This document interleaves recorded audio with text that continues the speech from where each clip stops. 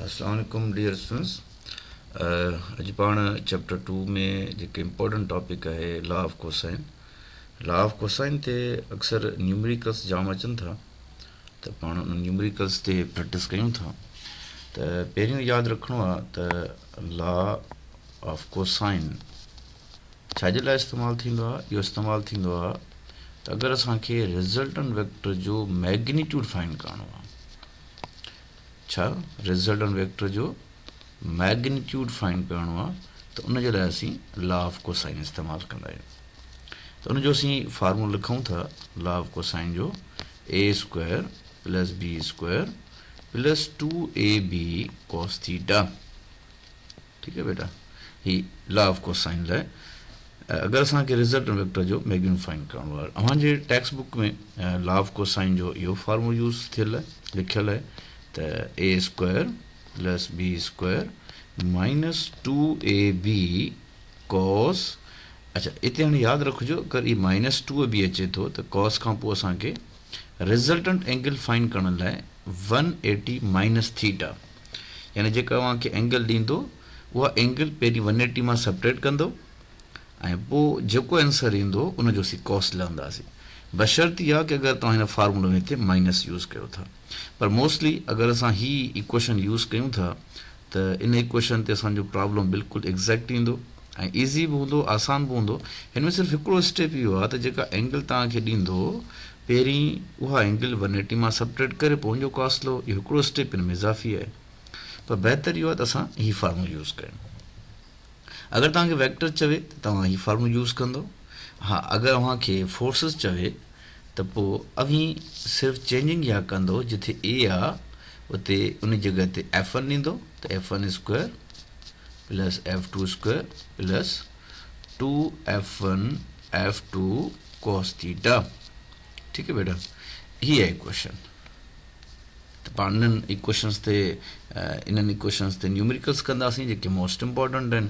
थोरो शॉर्टकट में थो लिखां, वर्ड्स में कोन थो लिखां। मिसाल ॾिसो, असीं स्टार्ट था कयूं त भई असां वटि हिकिड़ो वेक्टर ए आहे जंहिंजो मैग्नीट्यूड आहे 4 सेंटीमीटर ऐं ॿियो वेक्टर बी आहे जंहिंजो मैग्नीट्यूड आहे 3 सेंटीमीटर।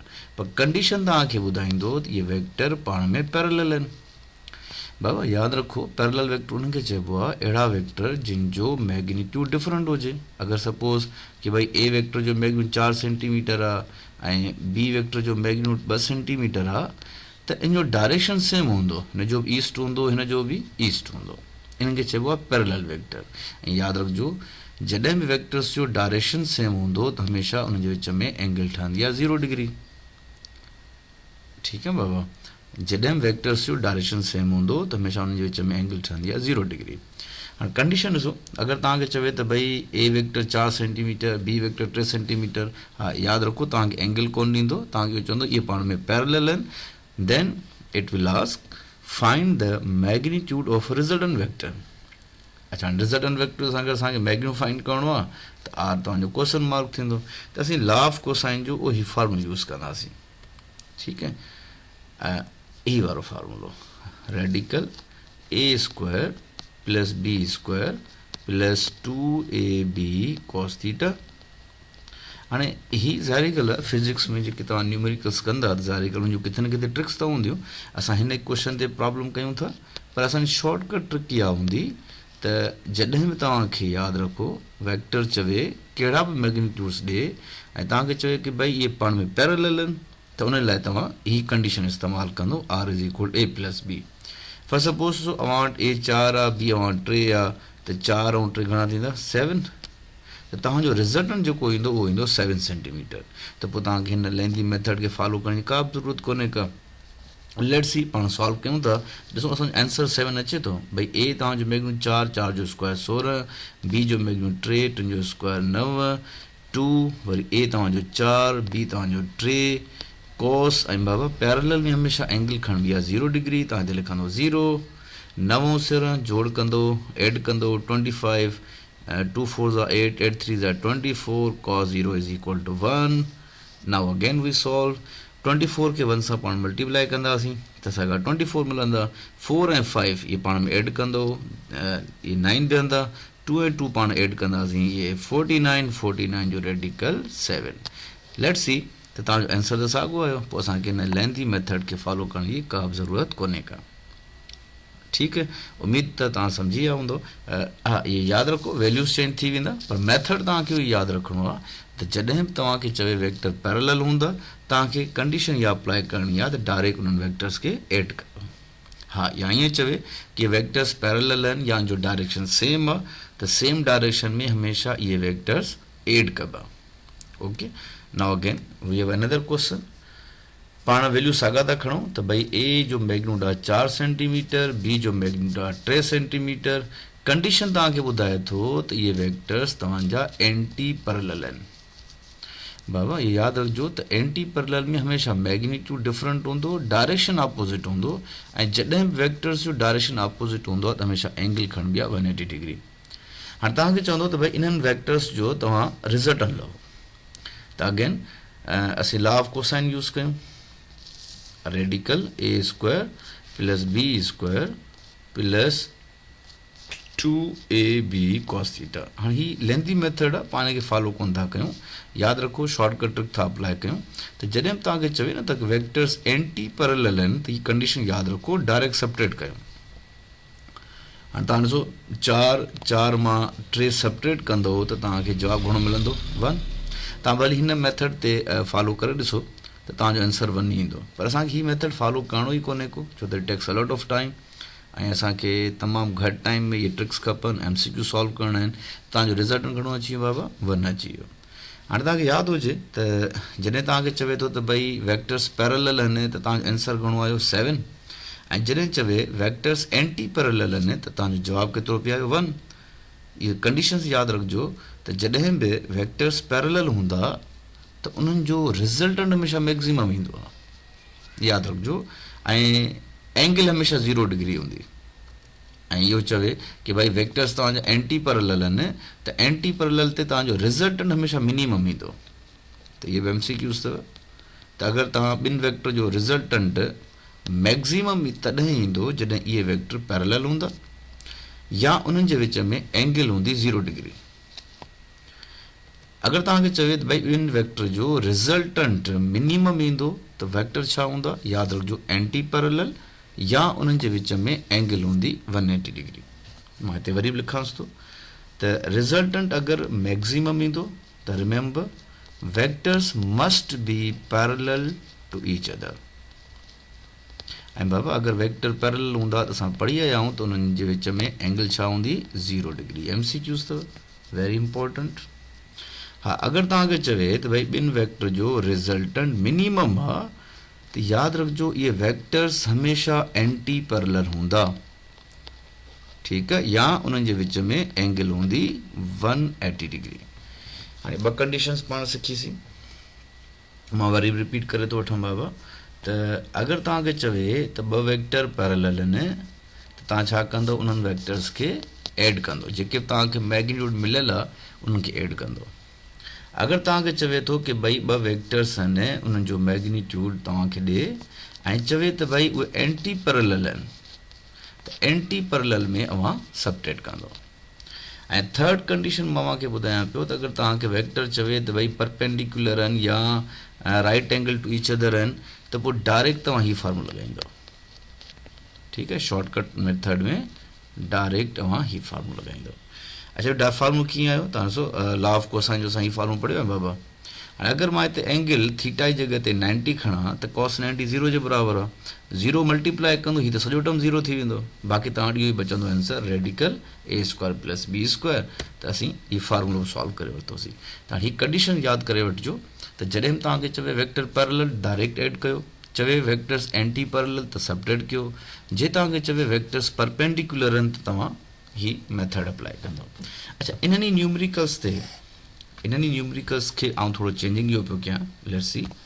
सो मां तव्हांखे चवां कि भई ए वेक्टर आहे जंहिंजो मैग्नीट्यूड आहे 8 सेंटीमीटर ऐं बी वेक्टर आहे जंहिंजो मैग्नीट्यूड आहे 6 सेंटीमीटर ऐं मां तव्हांखे चवां थो त भई इन्हनि जो जेको रिज़ल्टेंट आहे उहो आहे 14 सेंटीमीटर। हाणे तव्हां खां पुछे एंगल, त एंगल कीअं फाइंड कंदो? इनखे त सॉल्व करण में तमामु घणो टाइम लॻंदो। लेट्स सी, तव्हां हिते रिज़ल्टेंट लॻायो, हिते तव्हां वैल्यू पुटअप कंदो, वरी रेडिकल खे कैंसिल करण लाइ ॿिनी तरफ़ स्क्वायरिंग कंदो, हिते takes a lot of time. Let's see, I am giving U shortcut trick कि भई ॾिसो A8 B6 हितां पाण ॾिसो इहे पाण में एड थिया आहिनि, 8 ऐं 6 इन जो आंसर आयो आहे 14. असां मथे कंडीशन पढ़ी आया आहियूं त जॾहिं एड थींदा आहिनि इहे वेक्टर्स पाण में हूंदा आहिनि पैरेलल, ऐं पैरेलल में एंगल छा हूंदी 0 डिग्री. तव्हां 0 डिग्री खे टिक कंदो त तव्हांजो आंसर हूंदो 0 degree. Again we have another MCQs कि भाई अगरि उहा खे चवे कि भाई A तव्हांजो जेको आहे सो 8 सेंटीमीटर आहे ऐं B तव्हांजो 6 सेंटीमीटर आहे. ठीकु आहे बाबू. ऐं तव्हांखे चवे कि भई इन्हनि जो रिज़ल्टेंट आयो आहे 2 सेंटीमीटर. हाणे तव्हां पाण ॾिसो अंडरस्टूड आहे, अगरि रिज़ल्टेंट जो 2 सेंटीमीटर आयो आहे त यानी इहे वेक्टर तव्हांजा सबट्रैक्ट थिया आहिनि. ऐं सबट्रैक्ट तॾहिं थींदा आहिनि जॾहिं इहे एंटी पैरेलल हुजनि. पोइ असां पढ़ियो आहे त एंटी पैरेलल में एंगल घणी हूंदी आहे 180 डिग्री. त तव्हांजो जेको ऑप्शन हूंदो 180 डिग्री, तव्हां 180 डिग्री खे टिक कंदो. ठीकु. अच्छा, पहिरीं असीं सुवाल कहिड़ा हल कयासीं, असीं सवाल इहे हल कयासीं तव्हांखे A वेक्टर बि ॾिए पियो, B बि ॾिए पियो, तव्हांखे चए पियो इहे पैरेलल आहिनि, तव्हांजो रिज़ल्टेंट लो. हाणे असां छा पिया कयूं, A वेक्टर बि ॾियूं पिया, B बि ॾियूं पिया, उनजो रिज़ल्टेंट बि ॾियूं पिया ऐं पुछूं था त एंगल छा थींदी. अगेन मां ॿीहर सॉल्व कयां थो. ॾिसो, अच्छा इहे प्रैक्टिस इन करे पियो कयां त जीअं तव्हांखे इहे शयूं यादि बीहनि. भई A तव्हांजो 8 सेंटीमीटर आहे, B तव्हांजो 6 सेंटीमीटर आहे. ठीकु आहे. ऐं तव्हांखे चवे थो कि भई इन्हनि जो रिज़ल्टेंट आहे 10 सेंटीमीटर.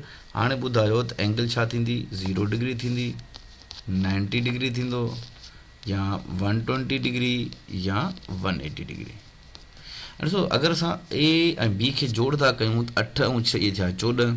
त आंसर तव्हांजो 14 कोन्हे, त माना इहे पैरेलल आहिनि त एंगल 0 बि कोन थींदो. अच्छा चलो हिन खे सबट्रैक्ट था कयूं. त तव्हां 8 मां 6 सबट्रैक्ट कयो त रिज़ल्टेंट अचे 2. तव्हां ॾिसो रिज़ल्टेंट 2 बि कोन्हे त 180 बि कोन थींदो. पोइ तव्हां हिकिड़ो मैथड अप्लाई कयो त डायरेक्ट ॾिसो इन्हनि खे परपेंडिकुलर ते करे ॾिसो त ॾिसो तव्हांजो आंसर उहो अचे थो. त भई 8 तव्हांजो 8 जो स्क्वायर कयो 64, B 6 जो स्क्वायर 36. त जोड़ कंदासीं त तव्हांजो आंसर ईंदो 100. 100 जो रेडिकल आहे 10. ॾिसो हीअ कंडीशन असां पढ़ी आया आहियूं तॾहिं अप्लाई कबी आहे बाबा जॾहिं पाण में वेक्टर परपेंडिकुलर हूंदा. त पोइ परपेंडिकुलर ते एंगल छा ठहंदी 90 डिग्री. त हाणे इहे मेथड्स तव्हांखे यादि करणा आहिनि. चलो इन सां गॾोगॾु ॿ प्रॉब्लम मां तव्हांखे ॿिया बि सेखारियां थो. ऐं शॉर्टकट में बि लिखां, वर्डिंग में कोन पियो लिखां, वर्डिंग ओरली ऐं पढ़ंदो पियो हलां. तव्हांखे चवंदो कि भई अहिड़ा 2 फोर्सिस जिन जो मैग्नीट्यूड सेम आहे. ठीकु आहे, यानी F1 बि F जे बराबरि आहे, F2 बि F जे बराबरि आहे, ऐं उन्हनि जो रिज़ल्टेंट जेको आहे उहो बि सेम आहे. 2 forces each of magnitude is same, यानी F1 बि F जे बराबरि, F2 बि F जे बराबरि, and the resultant is also same. हाणे तव्हांखां पुछंदो what is the angle between them. Angle पुछंदो तव्हांखां. त भई असां इहो फार्मूलो पढ़ी आया आहियूं लॉ ऑफ कोसाइन जो. त F1 square plus F2 square plus 2F1 F2 cos theta. तव्हां वैल्यू पुटअप कयो. पहिरीं त असीं सॉल्व कयूं था, पोइ ट्रिक्स यादि था कयूं त असांखे ज़ाहिर ॻाल्हि आहे शॉर्टकट ट्रिक खपे.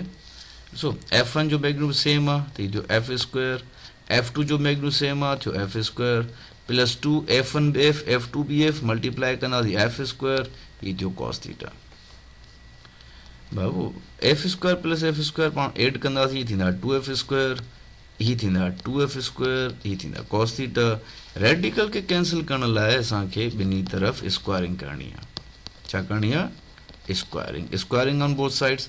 त हीअ थींदो F स्क्वायर, रेडिकल कैंसिल थी वेंदो, बाक़ी बचंदो 2F square plus 2F square is equal to cos theta. हीअ प्लस या 2F स्क्वायर जॾहिं हुन तरफ़ ईंदा त थींदा माइनस जा. ठीकु आहे, लिखूंसि था माइनस 2F स्क्वायर ऐं हीअ प्लस जो F स्क्वायर साॻियो रखियो, ऐं हीअ मल्टीप्लाई जो जॾहिं होॾां वेंदो त इहो वेंदो डिवाइड में. ठीकु आहे बेटा, इहे अची वियो डिवाइड में ऐं हिते अची वियो कॉस थीटा. ॾिसो minus F square minus 2F square मां जॾहिं हिकिड़ो F स्क्वायर वेंदो त बाक़ी बचंदो माइनस हिकिड़ो F square divided by 2F square is equal to cos theta. हाणे F स्क्वायर तव्हां कैंसिल कंदो, कॉस खे होॾां खणी वेंदो, बराबरि जे हुन तरफ़ वेंदो त इहो कॉस थी वेंदो इनवर्स, बाक़ी बचंदो -1/2. हाणे जॾहिं सॉल्व कंदासीं -1/2 जो बराबरि आहे 0.5 जे, त cos inverse -0.5 it is equal to 120 degree. हाणे यादि रखो, अगरि असां ॾिसो इन मेथड खे असीं सॉल्व कंदासीं त टाइम घटि लॻंदो, तव्हीं सॉल्व कंदो त takes a lot of time. त इहे ट्रिक्स हाणे यादि करे छॾियो, तव्हांखे सॉल्व न आहे करिणो। अव्हांखे चवे की भई ॿ फोर्सिस आहिनि जंहिंजो मैग्नीट्यूड सेम आहे ऐं रिज़ल्टेंट बि सेम आहे, त पोइ यादि रखो हमेशह एंगल ठहंदी 120 डिग्री, त तव्हां 120 डिग्री खे टिक कंदो। ऐं ॿियो मेथड यादि रखो, ऐं हिन जी शॉर्टकट मेथड असां वटि मौजूदु आहे। तव्हांखे चवे भई अहिड़ा ॿ फोर्सिस जंहिंजो मैग्नीट्यूड सेम आहे, माना F1 बि F जे बराबरि आहे, F2 बि F जे बराबरि आहे, पर रिज़ल्टेंट उन्हनि जो डबल आहे। हाणे एंगल छा थींदो? हालांकि हीअ लेंथी मेथड आहिनि, पर असां हिननि खे सॉल्व कोन कंदासीं। इन जी शॉर्टकट ट्रिक्स पाण वटि मौजूदु आहिनि, ऐं उहे शॉर्टकट ट्रिक्स तव्हांखे ॿुधाईंदासीं। 90 डिग्री ऐं 120 डिग्री ऐं 180 डिग्री। लेट्स सी कि भाई ॾिसो असां वटि इन ऑब्जेक्ट आहे, इन ऑब्जेक्ट ते ॿ फोर्सिस था लॻनि। F1 इन जो मैग्नीट्यूड सेम आहे ऐं F2 ॿिन्ही जो मैग्नीट्यूड सेम आहे, रिज़ल्टेंट इन्हनि जो डबल आहे। भई रिज़ल्टेंट डबल तॾहिं ईंदो जॾहिं इहे ॿ फोर्स पाण में एड थींदा। हाणे ॾिसो F1 जो बि मैग्नीट्यूड सेम आहे, F2 जो बि मैग्नीट्यूड सेम आहे। मथे डेटा में तव्हांखे ॿुधाईंदो टू फोर्सिस, मां रीड कयां पियो सवाल खे, two forces which are same in magnitude and their resultant is doubled। हाणे कंडीशन तव्हांखे ॿुधाए थो भई इन जो रिज़ल्टेंट डबल आहे। बाबा रिज़ल्टेंट डबल तॾहिं थींदो जॾहिं इहे फोर्सिस तव्हांजा जोड़ थिया आहिनि। सो F1 जो मैग्नीट्यूड F आहे, F2 जो मैग्नीट्यूड F आहे, त F + F 2F, त रिज़ल्ट ॾिसो तव्हांजो 2F अची वियो। हाणे तव्हां कंडीशन ॾिसो, इहो डबल रिज़ल्टेंट तॾहिं ईंदो जॾहिं इहे एड थिया आहिनि, ऐं फोर्सिस या वेक्टर्स एड तॾहिं कबा जॾहिं इहे पाण में पैरेलल हूंदा। ऐं असां पढ़ियो आहे बाबा त पैरेलल में एंगल घणी हूंदी आहे? 0 डिग्री। तव्हां 0 डिग्री खे टिक कंदो। This is the shortcut method. हाणे हिननि ते अव्हां कोशिशि कंदो, इहे लॉ ऑफ कोसाइन ते इहे न्यूमरिकल्स आहिनि, इन्हनि जी प्रैक्टिस कंदो। ऐं ॿियो हीउ फार्मूलो यादि रखिजो त लॉ ऑफ कोसाइन जो, त अगरि तव्हां ॿ वेक्टर जोड़ था कयो ऐं उन्हनि जो मॉड अव्हांखे मिलियल आहे, त मॉड में बि छा कंदो त साॻियो लॉ ऑफ कोसाइन जो फार्मूलो लॻाईंदो, A² + B² + 2AB cos theta. ऐं अगरि तव्हांखे चवे कि भई इन्हनि वेक्टर्स जो मैग्नीट्यूड लहो पर A - B में, त पोइ तव्हां फार्मूलो लॻाईंदो √A² + B² - 2AB cos theta. ठीकु आहे बेटा? अच्छा, तव्हांजो टेक्स्ट बुक जो एग्ज़ाम्पल आहे, एग्ज़ाम्पल न बल्कि प्रॉब्लम आहे 13 नंबर।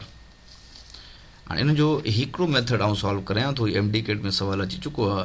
तव्हांखे चई भई A वेक्टर आहे जंहिंजो मैग्नीट्यूड 1 आहे ऐं B वेक्टर आहे उनजो मैग्नीट्यूड 1 आहे, ऐं तव्हांखे चवे कि भई इन वेक्टर जे विच में एंगल जेका आहे उहा 60 डिग्री आहे। घणी एंगल आहे बाबा? 60 डिग्री। हाणे तव्हांखे चवंदो कि भई A + B लहो, A + B मॉड लही ॾेखारियो। त भई छा कंदो?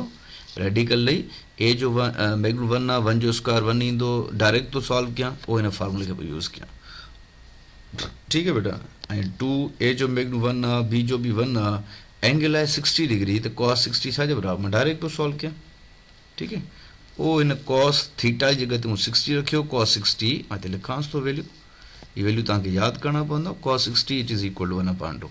हाणे हीअ 2 2 कैंसिल थी वेंदा, 1 + 1 जोड़ कंदो, इहे थींदा 2, 1 ज़रबिया 1 ज़रबिया 1 ईंदो 1।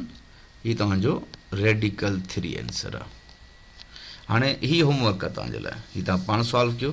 त A - B डेटा तव्हां साॻी खणो, A बि 1 B बि 1, एंगल तव्हांजो 60 डिग्री, ऐं आंसर तव्हांखे मां ॿुधायां थो A - B फाइंड कंदो, तव्हांजो आंसर ईंदो 1।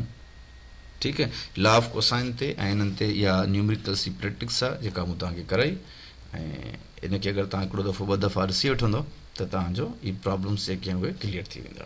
अल्लाह हाफ़िज़, गॉड ब्लेस यू।